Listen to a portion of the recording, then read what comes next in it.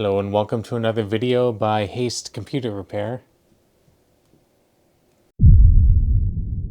And today's custom PC is built into this Gamdias Talos E3 PC case, which we'll see is quite a nice little budget case to build into in 2024. Before we get into the main hardware, I'll just talk briefly about the alterations I had to make to the cooling. One of the 120mm air intake fans had to be moved down a little bit to accommodate the size of the heatsink on this graphics card. You can see it poking into the fan area right here. So there's one air intake fan up here that leads directly to the CPU cooler, and one down here that feeds directly into the graphics card area, one acting as rear exhaust. Just for reference, the fan colors are controlled by the button on the top of the case, and the graphics card colors are managed by MSI software. Now that we have the glass panel removed, we have a better look at the hardware within. Underneath this Thermalright Assassin 120X CPU cooler lies a Ryzen 5 5600 CPU with 6 cores and 12 threads. Beside that, running in dual channel, is 16 GB of Corsair Vengeance 3600 MHz RAM. And this would be a MSI RTX 3060 Ti Gaming X Trio graphics card with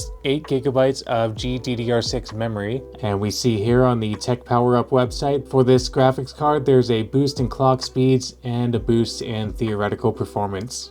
And using that MSI Mystic Light software, you could be treated to a light show. And this is all packed onto an AsRock B550M-HDV motherboard with PCIe 4.0. And beneath the graphics card, running Windows 11 Pro, is a TeamGroup MP33 NVMe solid state drive with 512 GB in capacity. In addition to that, I installed an HGST 750 GB 2.5-inch hard drive for extra storage. Just beneath the power supply shroud, you can see that this system is powered by a Corsair RM750 750 watt modular power supply.